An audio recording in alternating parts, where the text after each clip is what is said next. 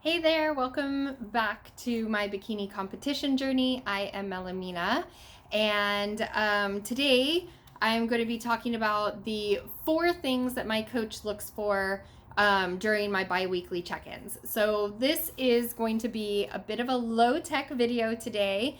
I've had some things going on in my life, which I'll tell you about real quick.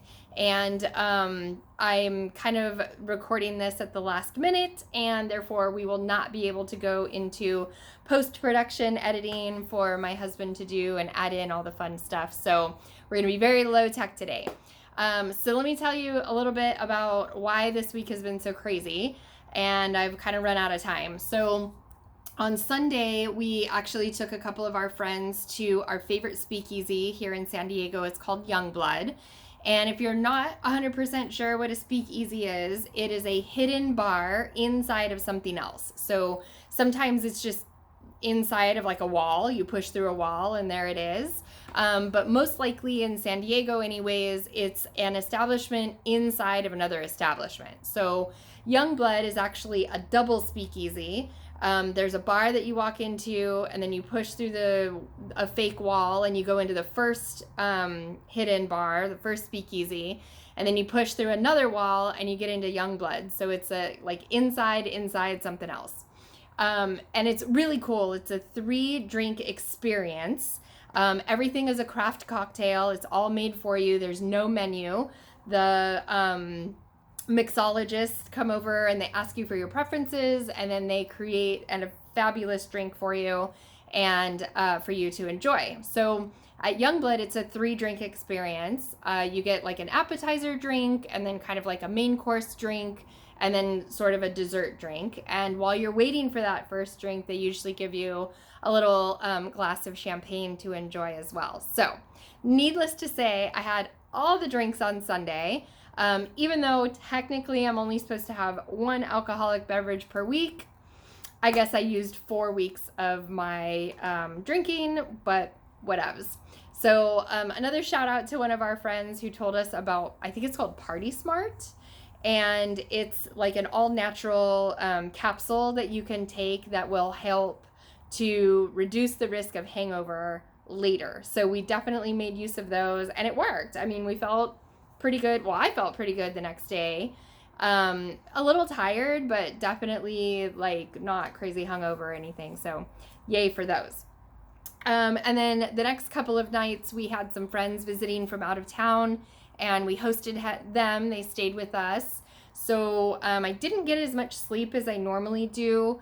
I try to shoot for anywhere between like 7.5 to 9 hours. 9 is definitely my preference, but especially on days like where I'm working, or if I'm doing something or have something going on, I usually get around 8 and feel pretty good with that. But because I wanted to visit with them, I stayed up a little bit later than normal and didn't get as much sleep as I usually do. And by the 3rd night, I was definitely like exhausted. I went to bed at like 7. I went to bed at like 7. I got 10 hours of sleep, so caught up a little bit, even though that's a myth, but whatever. I digress.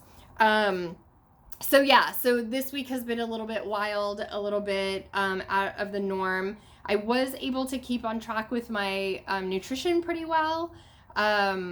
We did go out to dinner. We went out to dinner the night before we went to Youngblood, but that was my cheat meal.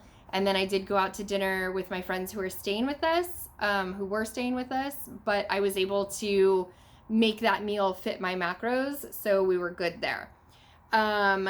So anyways, now to the like meat of what we're going to talk about today, which is the 4 things that my coach looks for during my bi-weekly check-ins.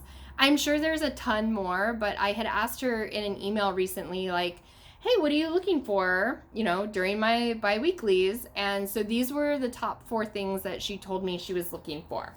So here we go. Number 1 is fluid retention. So she's looking to see if I'm retaining any water, retaining fluids. Usually that coincides with eating too much sodium. So I do have a macros targets that I hit, and I have micro targets that I'm supposed to hit too. And micronutrients would be vitamins and the sodium, potassium, so salts and stuff like that. So if I'm eating or consuming too many salts, that might lead to fluid retention. So number 1 is fluid retention. So the second thing that she looks for during my biweeklies are abdominal distension. So basically with abdominal distension, she's looking to see if I'm bloated. She's looking to see if there's any like intestinal inflammation.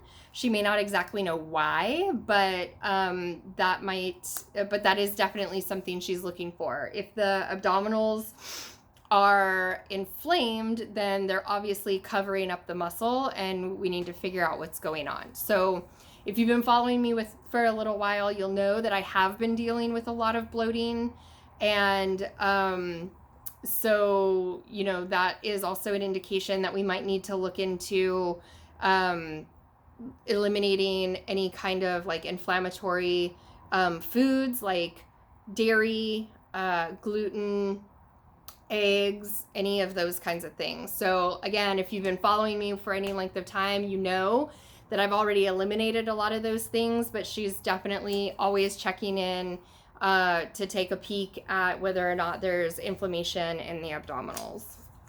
Number 3, change in composition or compositional changes. So here, when we're talking about composition, we're talking about fat versus muscle. So she's looking to see if there are any increases in mass or lean muscle, and she's also looking for fat loss. So then that leads us into number 4, which is where are these compositional changes occurring in the body? So where are they happening? If she's seeing changes in parts of the body that maybe she doesn't want to see changes in, then that will indicate that we need to make some changes to like the lifts and stuff like that. So for example, if we need to scale back on lean muscle in one area and ramp up lean muscle in another. So if you've been following along, you might also know that I've been dealing with some fatigue. And I was training in the gym 5 days a week, but because of the fatigue and just not feeling resourced enough to really get in the gym and make it a good effort all 5 of those days, I had told her that I would be willing to push my show date back a little bit so that I could rest more during the week. So instead of 5 lifts per week, we dropped it down to 4 lifts per week. And because bikini competitions are more centered on the glutes and hamstrings, 3 of those lifts are glute focused. So every week I'm in the gym and I do 3 days of glutes and lower body, and I only do 1 day of upper body. So I am assuming that eventually we'll add that 5th day back in, especially as we get closer to my show date.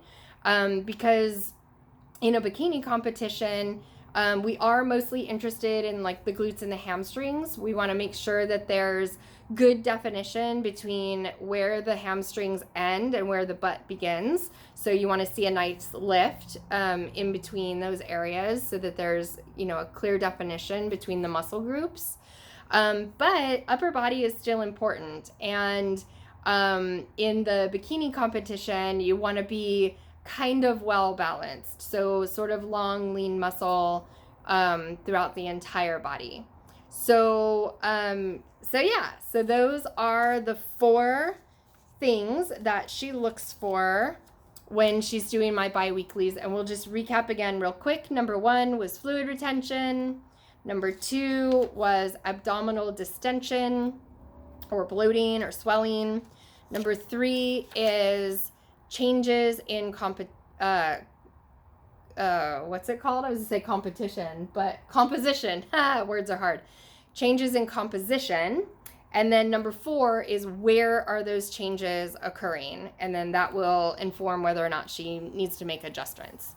So, okay, that's it. I will keep this short and sweet. And if you wanted to see photos of our time at Youngblood, you can head over to my Instagram account. I am at Melaminah, and there's some photos up there of that. And yeah, thank you so much for following along. If you have questions, comments, concerns, or interpretive dances, feel free to drop those in the comment section below, or you can DM me on Instagram at Melaminah. I don't always get to that super quickly, but I will get to it eventually. So if you have a question that you don't want to ask publicly, you can pop it in my DM and I will get back to you. And then if you liked this video, please give it a thumbs up. Feel free to share it with others. And don't forget to hit that subscribe button so that you get notifications when I drop a new video. Usually that happens on Fridays for Fitness Friday, but sometimes I do on off days as well. So thank you so much, and I'll see you next time. Bye.